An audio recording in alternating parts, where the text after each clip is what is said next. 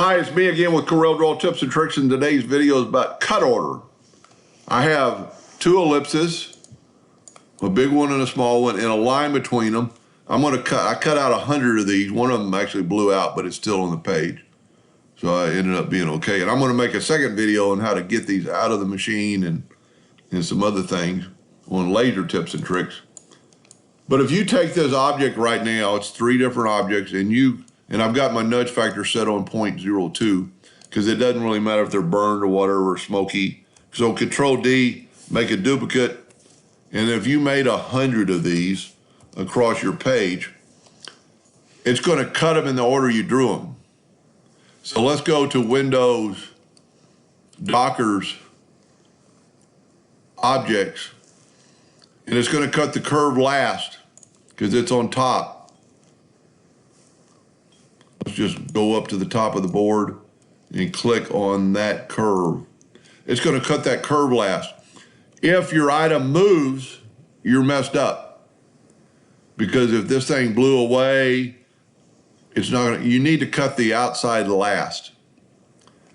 So, and it put all the curves, so it's going to go through there and it's going to cut all the large ellipses first.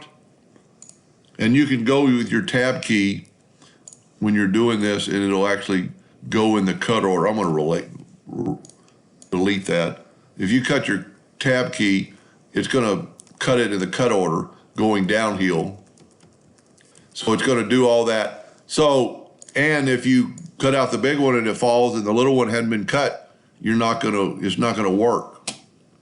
So what you need to do is, before you start, take one of them. Now we just have these. I want it to cut the little one first, so I'm going to put it below that one, but I want it to cut the line either before or after that. It actually grouped those two items together. That's not really that bad. Let's go and ungroup them all, Control U. So that's the way I want it. I want it to cut the line first, so we'll click on the line, go uphill, then it's going to cut the little one, and then it's going to cut the big one. But if you do this right here, Control D, and make a duplicate, look what's happening.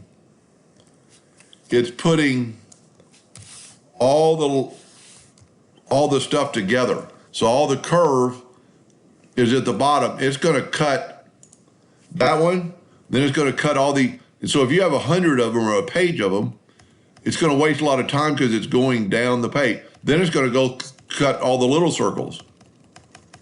So think about next time you're drawing something, you've got it in the right cut order.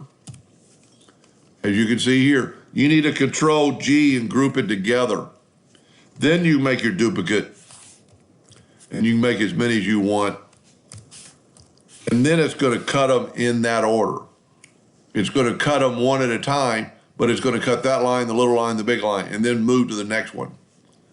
If we ungroup these, you can see they're still cutting in that order, but it's going to cut them. It's actually going to cut them in the order that you made them. So let's look. It's going to cut that one first, that one, and then it's going to go. Pretty good pattern. That's the way you would want it. But they're not going to fall out because it's going to cut the big circle out last. Hope that made sense. So group things together after you have them in order when you're duplicating them across. Hope that helped a little bit. Thank you for watching.